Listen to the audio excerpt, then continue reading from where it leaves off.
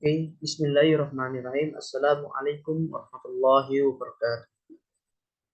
Innal hamdalillah nahmaduhu wa nasta'inuhu wa nastaghfiruh wa na'udzu billahi min shururi anfusina wa min sayyiati a'malina man yahdihillahu fala mudilla lahu wa man yudlil fala hadiya lahu.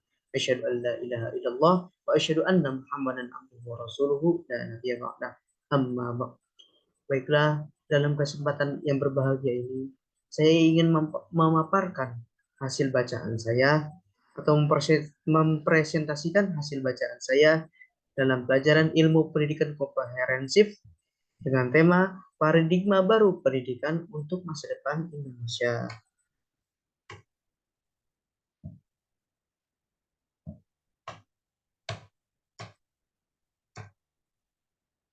Dinamika pendidikan dalam pembangunan yang melibatkan para penentu kebijakan ini memiliki kelemahan. Yang pertama teoritis, yaitu mengidentifikasi teori-teori yang dijadikan sebagai landasan berpikir untuk melaksanakan suatu penelitian. Metodologis, tata cara yang menentukan proses penelusuran apa yang ingin digunakan. Selanjutnya yang ketiga, empiris, bisa diperoleh atau terutama diperoleh dari penemuan, percobaan, dan pengamatan yang telah dilakukan.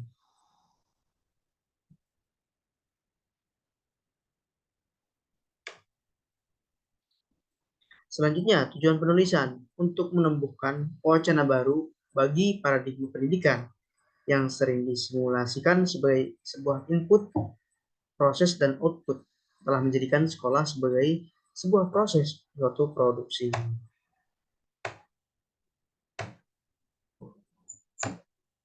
Menurut pendapat para ahli, yang pertama adalah Yusuf Jacob, kekejaman manusia terhadap sesamanya tidak tertandingi oleh kekejaman hewan terhadap hewan lain dari suatu spesies.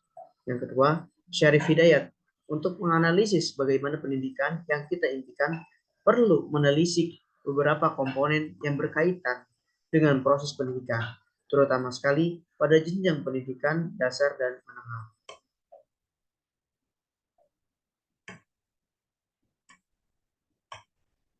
Selanjutnya, menurut Jacob, membangun SDM membutuhkan wawasan rohaniah. Yang pertama, pendidikan harus mampu membangun watak dan moral manusia.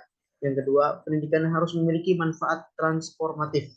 Yang ketiga, pendidikan harus mampu menekan timbulnya kerakusan. Yang keempat, pendidikan harus mampu merasakan derita orang lain. Yang kelima, pendidikan harus mampu menumbuhkan kemanfaatan dirinya. Pandangan Syarif Hidayat tentang analisis beberapa komponen penting untuk membangun pendidikan impian masa depan. Yang pertama adalah kurikulum. Kurikulum pendidikan harus mampu mengakomodasi perkembangan dunia terkini. Yang kedua, pembelajaran. Pembelajaran itu sesungguhnya bentuk operasional dari sebuah kurikulum. Tidak berarti apa-apa sebuah kurikulum tanpa dioperasionalkan oleh guru melalui pembelajaran. Yang ketiga, sarana pendidikan. Dengan sarana pendidikan yang memadai akan membuat guru bergairah mengajar. Kurikulum dapat dijalankan sebagaimana mestinya. Pembelajaran berlangsung efektif dan efisien. Yang keempat, partisipasi orang tua. Perhatian dan kepedulian orang tua sangat berpengaruh terhadap proses belajar anak di rumah maupun di sekolah. Selanjutnya, pencermatan lingkungan eksternal (PLE) membuat peluang kebijakan pemerintah untuk satu, pengembangan kawasan timur Indonesia (Sulsel) gerbang utama. Yang kedua, Badan Hukum Pendidikan. Yang ketiga, guru sebagai tenaga profesional dengan gaji yang layak. Yang keempat, kesempatan kerjasama dengan dunia usaha dan industri atau yang disebut DUI. Yang kelima, kesempatan memperoleh hibah dari lembaga donor, pemerintah, dan swasta dari dalam maupun luar negeri.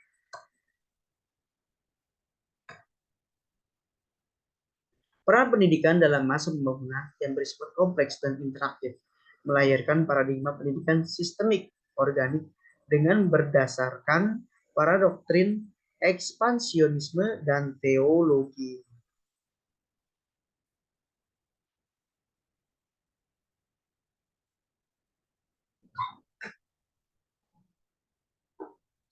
Selanjutnya, ciri-ciri penekanan terhadap pendidikan sistemik organik.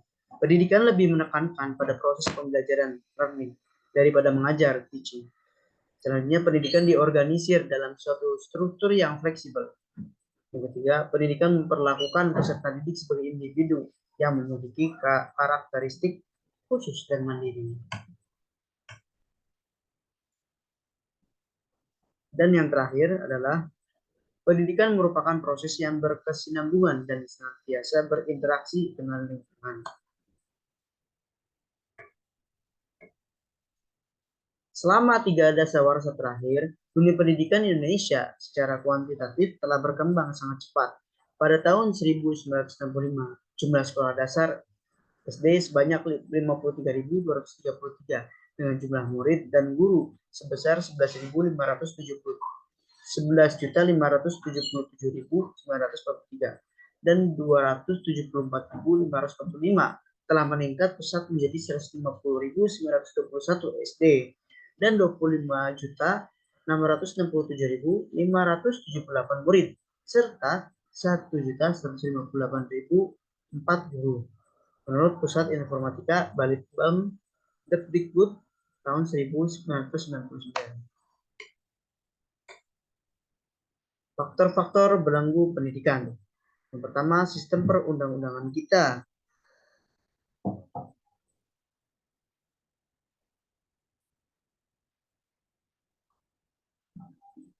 Yaitu pendidikan diselenggarakan secara demokratis dan berkeadilan, serta tidak diskriminatif dengan menjunjung tinggi hak asasi manusia, nilai keagamaan, nilai kultural, dan kemajukan bangsa. Yang kedua, belenggu sentralisasi. Pendidikan diselenggarakan sebagai suatu kesatuan yang sistemik dengan sistem terbuka dan multi makna. Undang-Undang Nomor 20 Tahun 2003. Yang ketiga, belenggu uniformitas.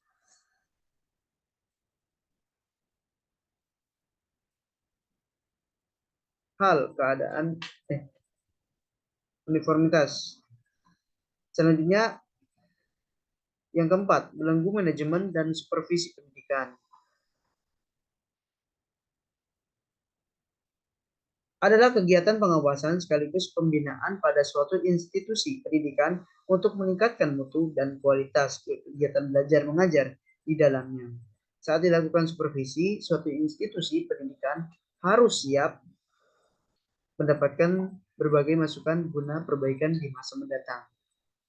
Selanjutnya yang terakhir, pembelaguan yang bersumber dari kesalahan ukuran penilaian keberhasilan pendidikan.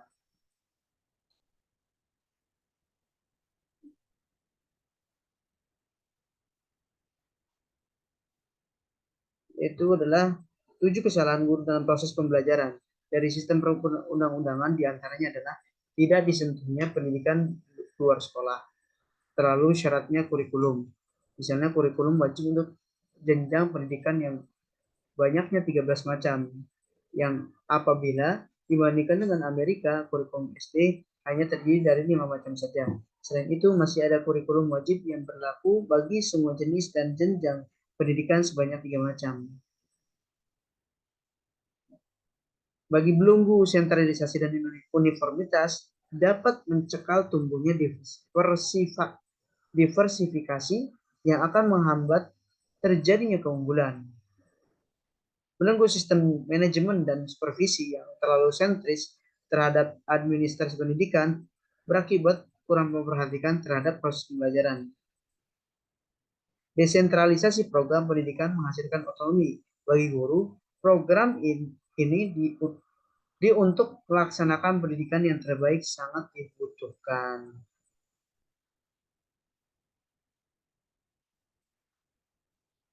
Selanjutnya tadi ada yang kelewat. Belenggu sentralisasi adalah seluruh wewenang terpusat pada pemerintah pusat. Daerah tinggal menunggu instruksi dari pusat untuk melaksanakan kebijakan-kebijakan yang telah digariskan menurut Undang-Undang Nomor 3.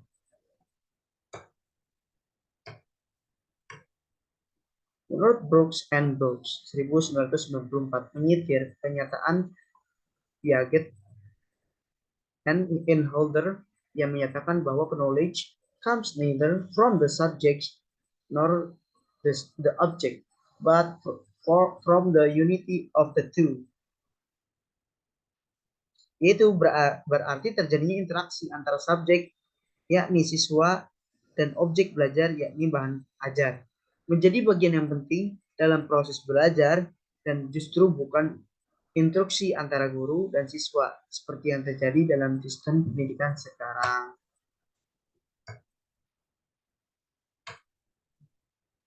Brooks and Brooks 1994 juga mempersoalkan apakah yang dimaksud dengan belajar dan apakah yang dimaksud dengan educate.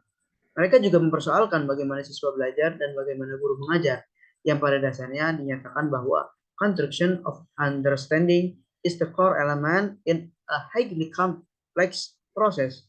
Dalam bagian yang lain, mereka juga mengatakan bahwa alternative interpretations of social phenomena are rarely considered.